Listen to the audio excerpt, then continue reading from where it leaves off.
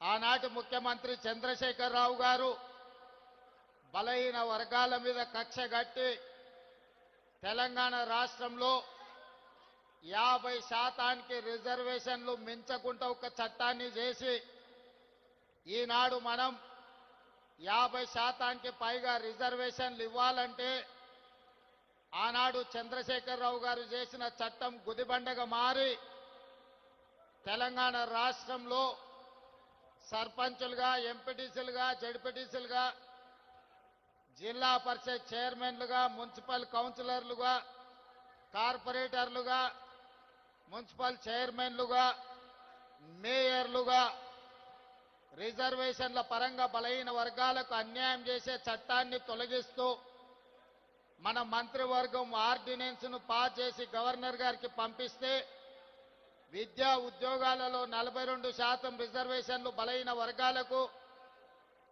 రాజకీయాలలో స్థానిక సంస్థలలో 42% రిజర్వేషన్ల బిల్లులను తెలంగాణ రాష్ట్ర గవర్నర్ రాష్ట్రపతి ఆమోదానికి పంపించారు.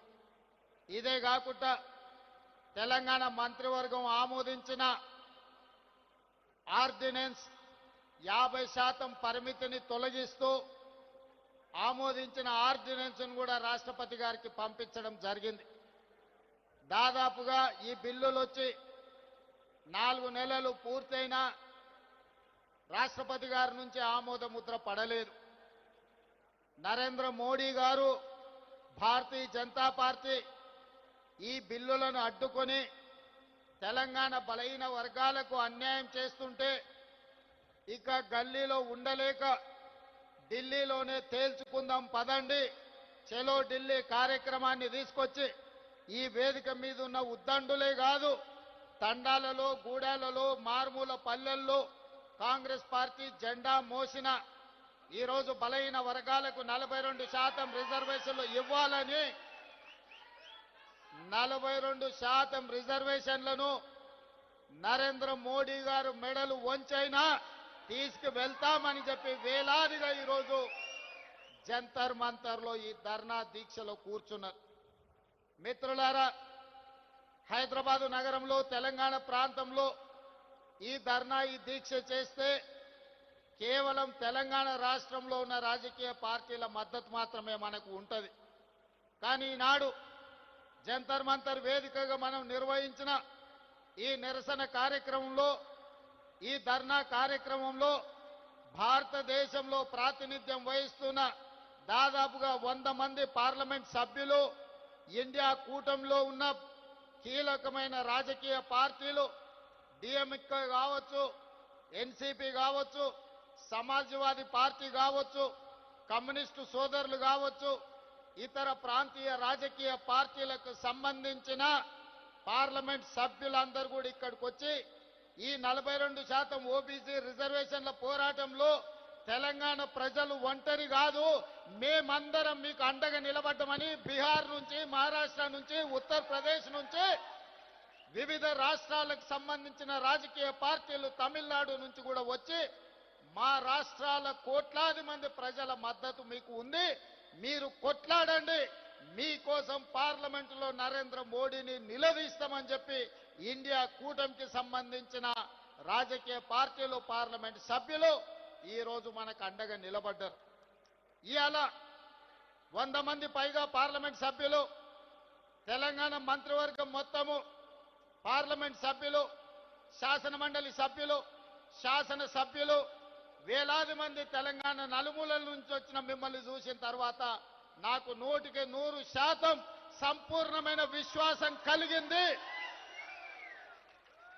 రాహుల్ గాంధీ కన్యాకుమారి నుంచి కశ్మీర్ వరకు 150 రోజులు మండు టెండల్లో, మంచు కొండల్లో పాదయాత్ర చేస్తూ తండాలలో, గూడాలలో, మారుమూల పల్లెల్లో పేదవాళ్లను కలుస్తూ వాళ్ళ గుండెల్ని తడుతూ వాళ్ళందరి ఆలోచన విని ఈ దేశానికి ఒక మాట ఇచ్చిండు. తెలంగాణ రాష్ట్ర ప్రజలకు ఒక మాట ఇచ్చిండు. తెలంగాణ రాష్ట్ర ప్రజలకు విజ్ఞప్తి చేసిండు. తెలంగాణ రాష్ట్రంలో మీరు కాంగ్రెస్ పార్టీని అధికారంలోకి తీసుకురండి, నా బాధ్యత మీకు 42% రిజర్వేషన్లను చట్టం చేసే బాధ్యత 100 సంవత్సరాల నుంచి వాయిదా పడుతున్న జనగణనలో కులగణన తెలంగాణ రాష్ట్రంలో చేస్తాము అని రాహుల్ గాంధీ గారు 4 కోట్ల తెలంగాణ ప్రజలకు మాట ఇచ్చిండు. కామారెడ్డిలో మా మిత్రుడు మహేష్ కుమార్ గౌడ్ గారి తీర్మానంతో షబ్బీర్ అలీ గారి నియోజకవర్గంలో 42% బీసీ రిజర్వేషన్లు, బీసీ డిక్లరేషన్ను ఆనాడు పొన్నం ప్రభాకర్ గారు, అదేవిధంగా మా manifesto committee chairman Sridhar Babu గారి తీర్మానం మేరకు రాహుల్ గాంధీ గారు, సిద్ధరామయ్య గారు కామారెడ్డిలో ప్రజలకు మాట ఇచ్చింది. ఆ మాటలో భాగంగానే ఇవాళ 42% రిజర్వేషన్లకు సంబంధించి 100 సంవత్సరాల నుంచి ఏ రాష్ట్ర ప్రభుత్వం, కేంద్ర ప్రభుత్వం కులగణన చెయ్యలే. నాకు తెలిసి ఉమ్మడి రాష్ట్రంలో 16 మంది, తెలంగాణ రాష్ట్రంలో చంద్రశేఖరరావు గారు, మొత్తం 17 మంది ముఖ్యమంత్రులు 70 సంవత్సరాలలో ఈ దేశం మొత్తం లెక్కేస్తే ఒక 300 మంది ముఖ్యమంత్రులైన ఈ దేశంలో వివిధ రాష్ట్రాలకు 300కు పైగా ముఖ్యమంత్రులు ఎవరు చెయ్యని సాహసం, ఎవరు చెయ్యని కులగణన తెలంగాణ రాష్ట్రంలో నా మంత్రివర్గ సహచరులు, ముఖ్యంగా ఉప ముఖ్యమంత్రి వర్యులు బట్టి విక్రమార్క గారు, cabinet sub committee chairperson Uttam Kumar Reddy గారు, దామోదర్ రాజనరసింహ గారు, పొన్నం ప్రభాకర్ గారు, సీతక్క, వీళ్ళందరూ నాకు అండగా నిలబడి 100 సంవత్సరాల నుంచి జరగని కులగణనను 300 పైగా ముఖ్యమంత్రులు చెయ్యలేని పనిని చేసే అవకాశం, చరిత్రలో మిగిలిపోయే అవకాశం మీరందరూ కల్పించారు. ఈనాడు ఏ ముఖ్యమంత్రికి రాని అవకాశం, ఏ రాష్ట్రానికి రాని అవకాశం, ఈరోజు దేశానికి ఆదర్శంగా నిలబడడానికి తెలంగాణ రాష్ట్రానికి, తెలంగాణ రాష్ట్ర 2వ ముఖ్యమంత్రిగా మీ సోదరుడిగా నాకు అవకాశం వచ్చింది. ఇది ఒక గొప్ప అవకాశం. ఇది చరిత్రలో మిగిలిపోయే, చరిత్రలో రాసి పెట్టే అవకాశం. ఈ అవకాశాన్ని అందిపుచ్చుకొని, రాహుల్ గాంధీ గారి సందేశాన్ని పుచ్చుకొని తెలంగాణ రాష్ట్రంలో జనగణనలో కుల గణన చెయ్యడమే కాదు, 42% రిజర్వేషన్లు పెంచాలి అని చట్టాన్ని చేసి ఈరోజు ఢిల్లీకి సవాలు విసిరినాం. ఇవాళ తెలంగాణ రాష్ట్రంలో రిజర్వేషన్లకు అడ్డుపడ్డ చంద్రశేఖరరావు, బండి సంజయ్, కిషన్ రెడ్డి, రామచంద్రరావు కాదు మన సవాలు, మన పోటీ, మన సవాలు ఢిల్లీ మీద, నరేంద్ర మోడీ మీద, భారత ప్రభుత్వం మీద మనం సవాలు విసురుతున్నాం. నరేంద్ర మోడీ గారు ఎన్డీఏ ప్రభుత్వానికి జంతర్ మంతర్ చౌరస్తా నుంచి నేను సూటిగా సవాలు విసురుతున్నా. మా డిమాండ్ను ఆమోదిస్తారా, లేకపోతే మిమ్మల్ని గద్దె దించి ఎర్రకోట మీద 3 రంగుల జెండా ఎగరేసి, ఎర్రకోట మీద 3 రంగుల జెండాను ఎగరేసి మా నాయకుడు రాహుల్ గాంధీ గారిని దేశ ప్రధానమంత్రిగా చేసి 42% ఓబీసీ రిజర్వేషన్లను సాధించుకునే వరకు ఇక్కడ ఉన్న వాళ్ళు ఎవరు నిద్రపోరన్న మాట నరేంద్ర మోడీ గారికి నేను విజ్ఞప్తి చేస్తున్నా. మిత్రులారా, ఈ వేదిక మీద నుంచి నేను విజ్ఞప్తి చేస్తున్న ఈ భారత ప్రధానమంత్రి గారికి, అయ్యా నరేంద్ర మోడీ గారు, మీ గుజరాత్ నుంచి గుంట భూమి మేము అడగలే, మీ పోర్బందర్ పోర్టు నుంచి చుక్క నీళ్లు అడగలే. మా తెలంగాణ రాష్ట్రంలో మా గడ్డ మీద మా బలైన వర్గాల సోదరులకు మేము 42% రిజర్వేషన్లు ఇచ్చుకుంటామంటే మీ గుజరాత్ వాళ్ళకు వచ్చిన కడుపు మంటేందని నేను అడగదలుచుకున్నా. ఇవాళ మేము గుజరాత్లో అడగలేదే, మేము ఉత్తరప్రదేశ్లో అడగలేదే, మేము మహారాష్ట్రలో అడగలేదే, మేము మా తెలంగాణలో 4 కోట్ల ప్రజలం నిర్ణయించి శాసనసభలో బిల్లు ఆమోదించి విద్యా ఉద్యోగాలలో, రాజకీయాలలో బలైన వర్గాలకు 42% రిజర్వేషన్ ఇవ్వాలని ముక్త కంఠంలో 4 కోట్ల ప్రజలు విజ్ఞప్తి చేస్తే మా ఆలోచనలను, మా బిల్లులను తుంగలో తొక్కే అధికారం మీకెవరిచ్చిందని నేను నరేంద్ర మోడీ గారిని, బీజేపీని నేను అడగదలుచుకున్నా.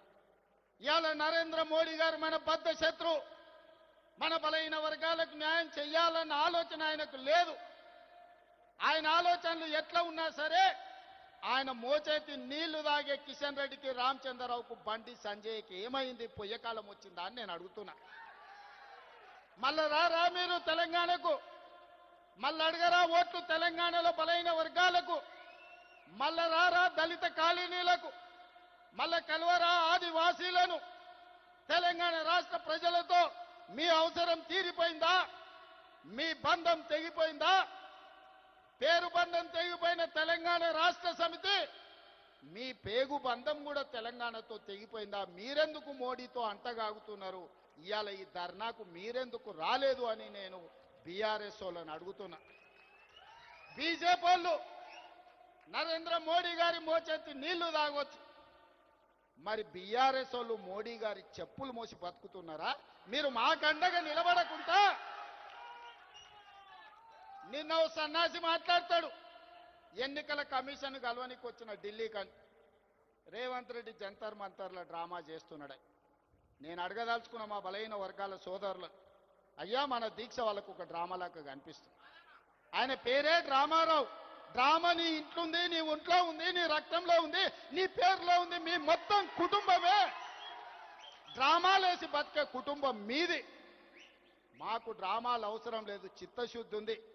అందుకే ఫిబ్రవరి 4, 2024 నాడు మొదలుపెట్టి ఫిబ్రవరి 4, 2025 నాడు సరిగ్గా 365 రోజుల్లో బలైన వర్గాలకు సంబంధించిన ప్రతిపాదన నుంచి బిల్లు ఆమోదం వరకు సంవత్సరం తిరిగే లోపల చేసి 100 సంవత్సరాల సమస్యకు ఒక్క సంవత్సరంలోనే పరిష్కారం చూపించిన మంత్రులందరి వేదిక మీద ఉంది. నువ్వా దిక్కుమాలినోడా మా చిత్తశుద్ధిని ప్రశ్నించేది? నీ దిక్కుమాలిన మాటలు, నీ దివాలకోరు విధానం, బండకేసి కొట్టినా 100 మీటర్ల గోతి తీసి పాతి పెట్టిన మీ బుద్ధి మారలేదు, మీ ఆలోచన మారలేదు. అందుకే ఇవాళ మీ ఇంట్లోనే చక్కగా లేరు. ఒకరు బీసీకి అనుకూలం అంటే ఇంకొకరు వ్యతిరేకం అంటారు, మూడో ఆయన మధ్యస్థం అంటారు. నేను అటు కాదు, నేను ఇటు కాదు అంటాడు ఈయన. ఈ అటు ఇటు కానోడు కూడా నా గురించి మాట్లాడతాడు. అందుకే మిత్రులారా, ఇవాళ మన చిత్తశుద్ధిని ఎవడు ప్రశ్నించలేడు. ఇవాళ తెలంగాణ మోడలే దేశానికి రోల్ మోడల్ అయ్యింది. ఇవాళ ఈ తెలంగాణ మోడల్, ఈ కులగణన, ఈ జనగణన, ఈ 42% రిజర్వేషన్ దేశ రాజకీయాలలో సునామీని సృష్టించబోతుంది. ఆ సునామీలో ఎన్డీఏ బంగాళాఖాతంలో కలవబోతుంది. నరేంద్ర మోడీ గారు కుర్చీ దిగబోతున్నారు. ఆనాడు గుజరాత్లో జరిగిన దుర్ఘటనలతో అటల్ బిహారీ వాజ్పేయి గారు నరేంద్ర మోడీ గారిని ముఖ్యమంత్రి కుర్చీ నుంచి మారుద్దామనుకున్నాడు. అది సాధ్యపడలేదు. నిన్నగాక మొన్న ఆర్ఎస్ఎస్ పెద్ద మోహన్ భగవత్ గారు ఇంకొక మాట అన్నారు, 75 సంవత్సరాలు పూర్తయిన ప్రతి ఒక్కరూ పదవుల నుంచి దిగాలి. మేము లాల్ కృష్ణ అద్వానీని, మురళీ మనోహర్ జోషి గారిని 75 సంవత్సరాల నిబంధన పెట్టి వాళ్ళని ప్రధానమంత్రులను చేయలేదు. కాబట్టి నరేంద్ర మోడీ గారు కూడా రేపు సెప్టెంబర్ 17కు 75 ఏళ్ళు పూర్తి అవుతున్నాయి, వారు ప్రధానమంత్రి పదవి నుంచి దిగాలి అని వారు చెప్పారు. కానీ నరేంద్ర మోడీ గారి పరమ భక్తుడు నిశికాంత్ దూబే గారు ఒక మాట చెప్పారు, నరేంద్ర మోడీ గారు కుర్చీ దిగరు, 2029లో కూడా ఆయననే ఎన్నికల్లో ప్రధానమంత్రి అభ్యర్థిగా ఉంటాడని. నేను ఒక మాట చెప్పదలుచుకునే వేదిక మీద, నరేంద్ర మోడీ గారు మీరు దిగొద్దు కుర్చీ, 2029 వరకు మీరే ఉండాలి. 2029 ఎన్నికల్లో అటల్ బిహారీ వాజ్పేయి ఆర్ఎస్ఎస్ చేయలేని పని, నరేంద్ర మోడీని గద్దెదించే పని మా సోదరుడు, మా నాయకుడు రాహుల్ గాంధీ గారు, మా నాయకుడు రాహుల్ గాంధీ గారి నేతృత్వంలో మా ప్రతి కాంగ్రెస్ పార్టీ కార్యకర్త దేశం నలుమూలల నుంచి కార్యోన్ముఖులై ఎన్నికల యుద్ధ రంగంలో నరేంద్ర మోడీని ఓడిస్తాం, ఢిల్లీ గద్దె నుంచి నరేంద్ర మోడీని దించుతాం. ఇదే మా శపథం అని చెప్పి జంతర్ మంతర్ సాక్షిగా నేను చెప్పదలుచుకున్నా. నిశికాంత్ దుబే ఇంకొక మాట అన్నాడు, నరేంద్ర మోడీ గారు లేకపోతే బీజేపీకి 150 సీట్లు కూడా రావు అని. నిశికాంత్ దూబే గారికి వేదిక మీద నుంచి విజ్ఞప్తి చేస్తున్నా, దూబే గారు మీరు డైరీలో రాసుకోండి, నరేంద్ర మోడీ గారి పేరు మీదనే ఎన్నికలకు రాండి, 150 కంటే ఒక్క సీటు కూడా ఎక్కువ రానియం. నరేంద్ర మోడీ కాదు, మొత్తం ఆయన అభిమానులందరూ లేకపోతే భారతీయ జనతా పార్టీ నాయకులందరూ ఉమ్మడికి వచ్చిన 150 సీట్ల కంటే ఒక్క సీటు కూడా ఎక్కువ రానియం. రాహుల్ గాంధీ గారిని గెలిపించి ఈ దేశానికి ప్రధానమంత్రిని చేస్తాం. ఇవాళ రాకపోతే మోడీ గారు మీకున్న మార్గం ఒక్కటే, అయితే మా బిల్లులు ఆమోదించండి, మా బలైన వర్గాలకు 42% రిజర్వేషన్లు ఇవ్వండి. గద్దె మీద ఉంటే 42% ఇవ్వాల్సిందే. నువ్వు 42% ఇవ్వకపోతే గద్దె మీద నుంచి మేము దించుతాం, 42% రిజర్వేషన్ సాధించుకుంటాం. మీరు తెలంగాణ శక్తిని, తెలంగాణ ప్రజల పోరాట స్ఫూర్తిని తక్కువగా అంచనా వేస్తున్నారు. నరేంద్ర మోడీ గారు, బీజేపీ నాయకులారా, ఆనాడు ఇందిరాగాంధీ ఎస్సీ ఎస్టీల రిజర్వేషన్లను బలంగా అమలు చేసింది. ఎస్సీ ఎస్టీ సోదరులకు ఇండ్లు లేని వాళ్ళకి ఇండ్లు ఇచ్చింది, ఇంటి స్థలాలు లేని వాళ్ళకి ఇంటి స్థలం ఇచ్చింది, ఇల్లు కట్టుకోవడానికి ఇందిరమ్మ ఇల్లు ఇచ్చింది, భూమి లేని వాళ్ళకు భూమి ఇచ్చింది. దున్నేవాడికే భూమి హక్కు అన్న నక్సలైట్ల నినాదాన్ని లక్షలాది ఎకరాల భూములు దళితులకు అసైన్మెంట్ పట్టాల పేరు మీద భూములు ఇచ్చింది. అడవుల్లో బతికే మా ఆదివాసీ సోదరులకు పోడు భూముల పట్టాలు ఇచ్చి 25 లక్షల ఎకరాల భూములు దళితులకు ఇచ్చింది. 10 లక్షల ఎకరాల భూములు గిరిజనులకు, ఆదివాసులకు, మా లంబాడి సోదరులకు ఇవాళ రిజర్వేషన్లు ఇచ్చింది. ఇవే కాదు, డాక్టర్లుగా, లాయర్లుగా, ఇంజనీర్లుగా, ఐఏఎస్లుగా, ఐపీఎస్లుగా, ఐఎఫ్ఎస్లుగా ఈరోజు రాజ్యాధికారాన్ని నడుపుతున్నారంటే సిఎల్పి నాయకుడిగా బట్టి విక్రమార్క గారు అసెంబ్లీలో కేసీఆర్తో కొట్లాడిందంటే ఇందిరమ్మ నాడు దళితుల పట్ల, గిరిజనుల పట్ల తీసుకున్న నిర్ణయాలు ఇవాళ డాక్టర్ మల్లు రవి గారు డాక్టర్ అయినరు, బట్టి విక్రమార్క గారు ఉప ముఖ్యమంత్రి అయినరు, మా దామన్న ఉమ్మడి రాష్ట్రానికి ఉప ముఖ్యమంత్రిగా పనిచేసిండు. ఈరోజు మెడికల్ అండ్ హెల్త్ డిపార్ట్మెంటుని సమర్థవంతంగా నిర్వహిస్తుండు. ఆ విధంగా ఇందిరాగాంధీ గారు దళితుల, గిరిజనుల గుండెల్లో, ఆదివాసీ లంబాడి తాండాలలో ఒక దేవతా మూర్తిగా ఈరోజు వాళ్ళ ఇండ్లల్లా గుర్తుంది. వాళ్ళ తల్లిదండ్రులతో పాటు ఇందిరాగాంధీ గారు ఫోటోను పెట్టుకొని ఇవాళ ఎస్సీ ఎస్టీలు ఇందిరమ్మను పూజిస్తారు. ఇందిరమ్మ, అమ్మ అనే పదంలో ఉన్న మధురం, అమ్మ అనే పదంలో ఉన్న అనుబంధం. ఇందిరమ్మ మన కన్న తల్లి కాకపోవచ్చు, సొంత తల్లి కంటే ఎక్కువ ఆదివాసులను, గిరిజనులను, దళితులను చూసుకున్నది కాబట్టి ఇందిరాగాంధీ, ఇందిరమ్మ ఈ దేశానికి నాయకత్వం వహించింది. ఆమె పుత్రుడు రాజీవ్ గాంధీ ఆనాడు ఈ దేశంలో కంప్యూటర్ను ప్రవేశపెట్టిండు. ఆయన మిత్రుడు శామ్ పిట్రోడా టెలికాం టెక్నాలజీని ప్రవేశపెట్టిండు. ఆనాడు ప్రధానమంత్రిగా రాజీవ్ గాంధీ, ఐటీ టెలికాం మినిస్టర్గా శామ్ పిట్రోడా ఈ దేశంలో కంప్యూటర్ని, టెలికాం వ్యవస్థని అందిస్తే రెడ్డిలు, చౌదరులు, నాయుడులు, రావులు ఈ రోజు కంప్యూటర్ సంస్థలకి యజమానులై అమెరికాలో సిలికాన్ వ్యాలీనే శాసించి అమెరికా ఆర్థిక వ్యవస్థనే గుప్పిట్లో పట్టుకోగలిగిన గొప్ప మేధావులుగా ఆనాడు రాజీవ్ గాంధీ ఇచ్చిన కంప్యూటర్, ఐటీ టెక్నాలజీ విప్లవమే, కంప్యూటర్ విప్లవమే, ఐటీ టెక్నాలజీ విప్లవమే ఈ రోజు అమెరికా కాదు ప్రపంచ దేశాలను ఓ రెడ్డి, ఓ చౌదరి, ఓ నాయుడు, ఓ రావు శాసిస్తున్నాడు అని అంటే దానికి మన నాయకుడు రాజీవ్ గాంధీ చేసిన పునాదులే ఐటీ విప్లవం, అదే విధంగా కంప్యూటర్ విప్లవం. ఆనాడు ఇందిరాగాంధీ, ఆ తర్వాత రాజీవ్ గాంధీ విధానాలలో మా బలైన వర్గాలకు సంపూర్ణమైన న్యాయం జరగలేదని మా నాయకుడు రాహుల్ గాంధీ గారు గుర్తించాడు. అందుకే ఇవాళ వాళ్ళ వారసుడుగా, వాళ్ళ త్యాగాల పునాదుల మీద ఈ దేశానికి నాయకత్వం వహిస్తున్న రాహుల్ గాంధీ గారు ఇవాళ కులగణన చెయ్యాలి, ఓబీసీ రిజర్వేషన్లు చెయ్యాలని కంకణ బద్దుడై ఈరోజు రాహుల్ గాంధీ గారు బయలుదేరింది. అందుకే ఈనాడు దేశం నలుమూలల ఇది ఎజెండాగా మారింది. దానికి తెలంగాణ రాష్ట్రమే ఆదర్శంగా నిలబడింది. రాహుల్ గాంధీ గారి మాట శిలాశాసనం. ఈ శిలాశాసనాన్ని ముందుకు తీసుకెళ్లే బాధ్యత నాది, నా మంత్రివర్గ సహచరులు. ఎవరైనా సరే, ఎంత గొప్పోడైనా, ఎంత పెద్దోడైనా, ఏ పదవిలో ఉన్నా సరే రాహుల్ గాంధీ గారి శిలాశాసనానికి ఎదురొస్తే వాళ్ళ పాలిట మరణ శాసనం తెలంగాణ రాష్ట్రం రాయబోతుంది. రాహుల్ గాంధీ గారి సందేశమే దేశం నలుమూలలకు చేరవేయడానికి ఈరోజు జంతర్ మంతర్కు వచ్చినాం సోదరులారా. ఇవాళ ఒక గొప్ప లక్ష్యంతోని ఒక గొప్ప విజయాన్ని సాధించడానికి అవసరమైన పోరాటాలు త్యాగాల కోసం సిద్ధమయ్యే తెలంగాణ కదిలి వచ్చి జంతర్ మంతర్లు దీక్షలు కూర్చున్నది. మోడీ గారు ఇప్పటికైనా ఆలోచన చేయండి, కుట్రలు కుతంత్రాలు మానండి.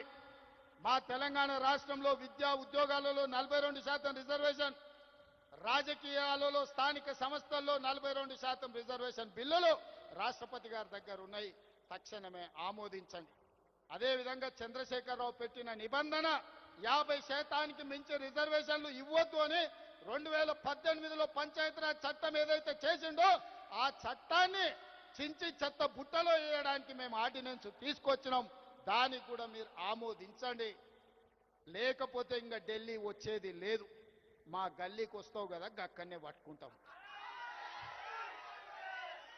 పెద్దోళ్ళు చెప్పారు मियाँ का दौड़ मस्जिद तक, कहीं पर भी मिले ना मिले मियाँ तो मिलेगा मस्जिद में, तब पकड़ लेंगे मियाँ को. जिस दिन तेलंगाना पे आप हाजिर होगा ना मोदी जी, याद रखो 4 करोड़ तेलंगाना जनता तैयार है. लाल किले कोटे में तिरंगा झंडा लहराएंगे, आपको कुर्सी से उतारेंगे. वही कुर्सी में हमारे नेता, हमारे भाई राहुल गांधी को प्रधानमंत्री बना देके उस कुर्सी में बिठा देंगे. तब हमारा कामयाबी आप देखना पड़ेगा. आज भाई बहनों, तेलंगाना वासियों, हम लोग महेश गौड़ जी के नेतृत्व में, मीनाक्षी नटराजन के सुझाव में आज जंतर मंतर में हाजिर हो गए. बड़ा मकसद लेकर, बड़ी उम्मीद लेकर हम लोग दिल्ली आए. हम लोग इसीलिए दिल्ली आए, तेलंगाना राज्य सरकार ने यह तय किए एजुकेशन एम्प्लॉयमेंट में ओबीसी के लिए 42% रिजर्वेशन, पॉलिटिकल रिजर्वेशन इन लोकल बॉडीज 42%, 2 बिल बना दिए. हम लोग गवर्नर साहब को हम भेज दिए. गवर्नर साहब ने राष्ट्रपति जी को भेज दिए वो 2 बिल.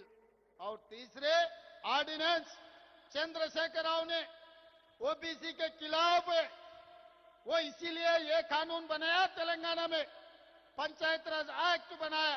50% गुना से ज्यादा रिजर्वेशन नहीं देना किसी को, एससी हो, एसटी हो, ओबीसी हो, कोई भी हो, महिला हो, 50% से ज्यादा रिजर्वेशन नहीं देना, ये कानून बनाया 2018 में. हम लोग ओबीसी रिजर्वेशन बढ़ाने के लिए जो केसीआर ने कानून बनाया उसको हटा देके, फाड़ देके हम ऑर्डिनेंस बनाए. वो ऑर्डिनेंस भी राष्ट्रपति मैडम के ने अभी पेंडिंग पड़ा हुआ है. इसीलिए सड़क से लेकर संसद तक लड़ने के लिए हम तय कर लिए. इसीलिए सड़क से निकल के जंतर मंतर सड़क में बैठा हुआ है राहुल गांधी, मल्लिकार्जुन खड़गे जी और प्रियंका जी, केसी वेणुगोपाल जी संसद में लड़ रहे. हमारे तरफ से हमारे डॉक्टर मल्लू रवि, हमारे तेलंगाना कन्वीनर, सबसे संयोजन कर दे के बाकी इंडिया गठबंधन को, सब एमपीओ को आज इधर हाजिर करवाए. ये बात ऐसे है कि ये मामला, ये समस्या 4 करोड़ तेलंगाना जनता के नहीं है, 140 करोड़ इस देश के जनता ने आज तेलंगाना के तरफ पलट के देख रहा है. तेलंगाना आदर्श होगा इस देश राजनीति में. इस देश में हर कोई राजकीय पार्टी आजादी के बाद वो शुरुआत किए. इस देश में एक ही पार्टी, ऐसे पार्टी है आजाद से पहले 140 साल पहले इस देश जनता के लिए जन्म लिया. हम लोग ने इस देश को आजादी दिलवाए. हम लोग ने इस देश को संविधान दिए.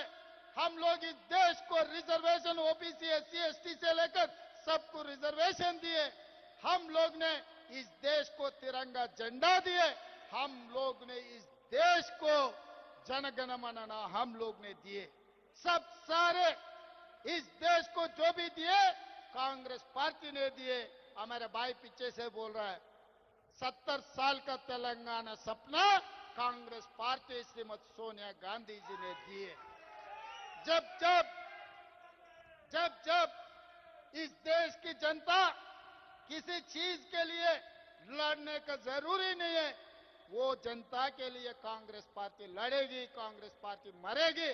कांग्रेस के नेता शहीद होकर गांधी जी से लेकर इंदिरा जी, राजीव गांधी जी इस देश के लिए शहीद होकर एक देश को, मजबूत देश को गांधी परिवार ने बनाया।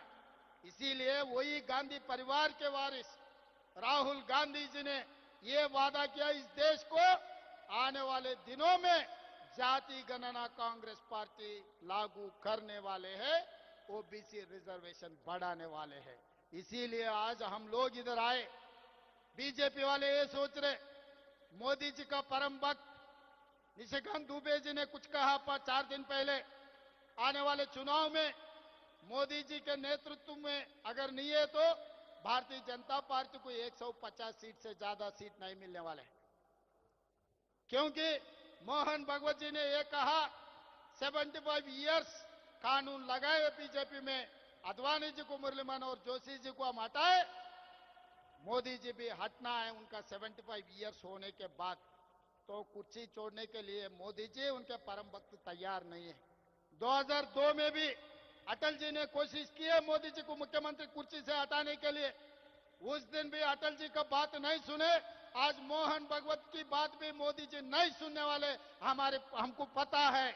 हम भी यही सवाल करना चाहते हैं, मोदी जी आप हटना नहीं, वो कुर्सी में बैठना। आने वाले लोकतंत्र, आने वाले लोकसभा चुनाव में राहुल जी के नेतृत्व में मोदी जी को हरा देंगे। 150 से 1 सीट भी बीजेपी को नहीं आने देंगे। लाल किला पे तिरंगा झंडा लहराएंगे, राहुल गांधी जी को प्रधानमंत्री बना देंगे। तब तक हमारे तेलंगाना की जनता, 4 करोड़ जनता, सब लोग तैयार है, हाजिर है मोदी जी को हराने के लिए, ओबीसी एजेंडा लेकर देश पर आग लगाने के लिए। आप सब लोग तैयार है? अंदर सिद्धमेना? मोदी नोडिद्दामा? मोदी नोडिद्दामा? मोदी नोडिद्दामा? मोदी नोडिद्दामा?